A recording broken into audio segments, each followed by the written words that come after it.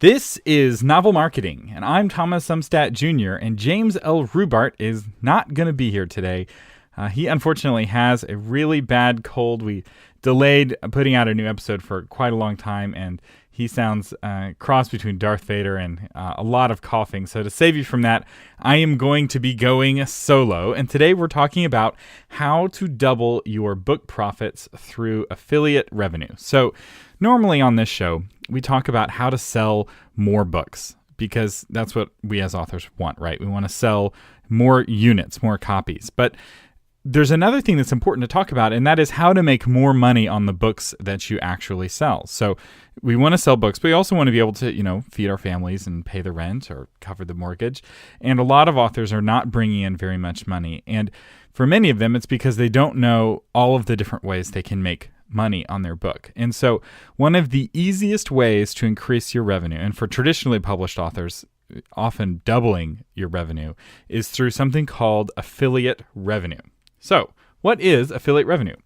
Affiliate revenue is where a book retailer, gives you a cut of the sales. So normally, if you're traditionally published, you're paid by your publisher, or if you're independently published, your book printer gives you money. So let's say you've done your book through CreateSpace. CreateSpace sends you a check once a month, that sort of thing. So the affiliate revenue comes from the retailer. So iTunes sends you money, or Amazon sends you money. So this can be a little bit confusing in terms of iTunes, in terms of Amazon, because Amazon will pay you for having your book on Amazon. They'll pay you the royalty, but they'll also, if you set up with the affiliates, you can make money that way as well, where they pay you second time for the affiliates. So typically affiliate programs, and we'll talk about the three big ones, iTunes, Amazon, and Barnes & Noble, they give you between 2% and 8% of the sale. Some of them, like Amazon, give you a cut of the entire cart.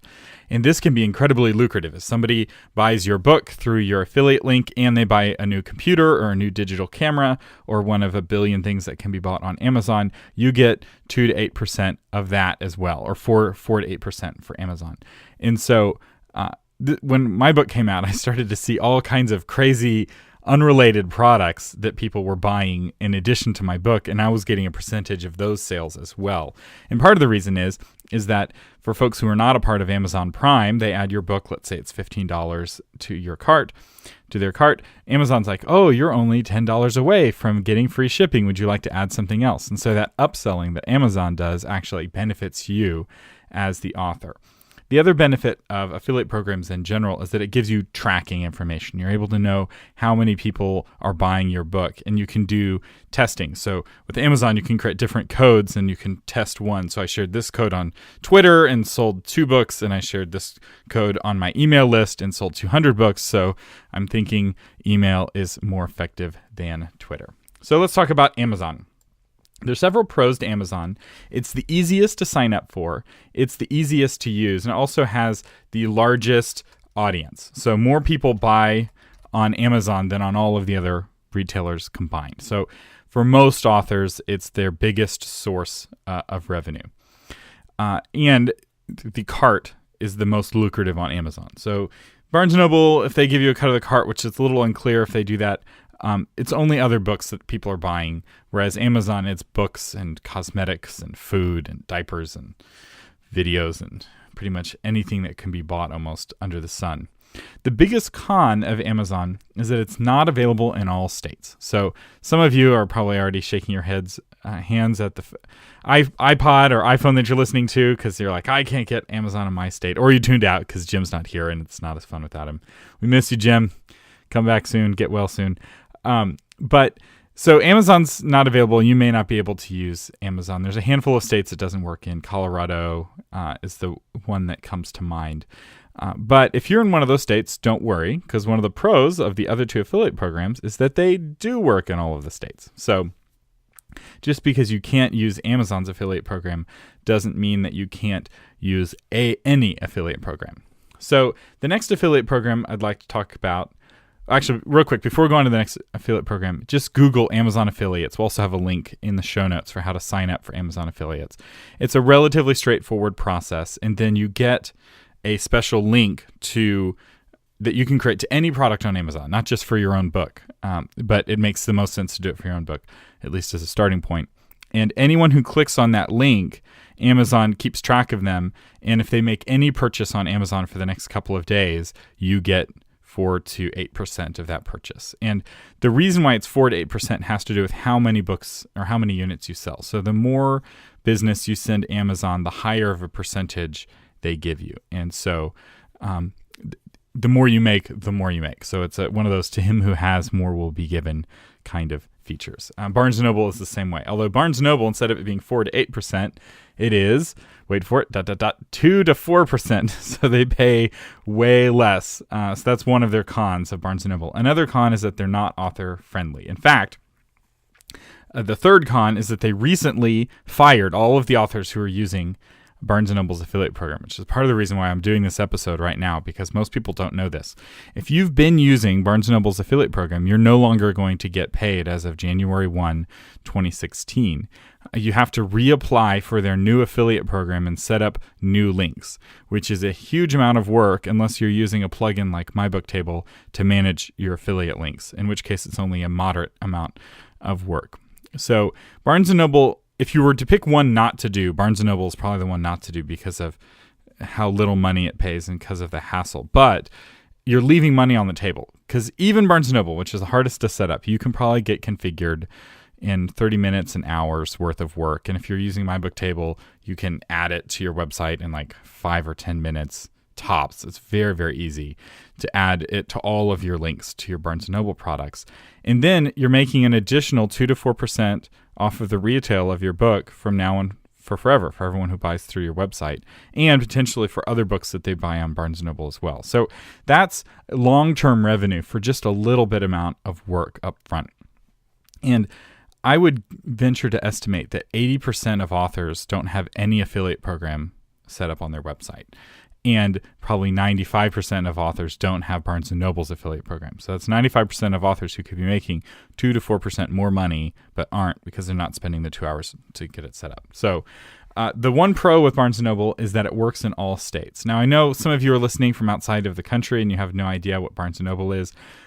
That's probably a good thing. You probably have a better bookstore. The more I work with Barnes & Noble, the more frustrated with them I become, especially their website is not user-friendly, but it is a uniquely American company. The final company is iTunes. They're the newest kid on the block, but they're very quickly becoming the number 2 most popular ebook platform, especially for independent authors. And there's a couple of cool things about iTunes. One pro is that they have the highest base percentage. So your starting percentage is 7%. So iTunes doesn't do the more you make, the higher percentage you make. Everybody gets a flat 7%, which unless you're selling thousands of books, you're going to be making a higher percentage on iTunes. And, you compare that to the 2% you get on Barnes & Noble, 2 to 4%, that's 2 to 4 times more affiliate revenue that you're getting. They also have a really cool interface and really great reporting. It's this really integrated system that I really like. And the other pro is that it works in all states. So it makes you the most amount of money for most authors, unless you're a New York Times best-selling author.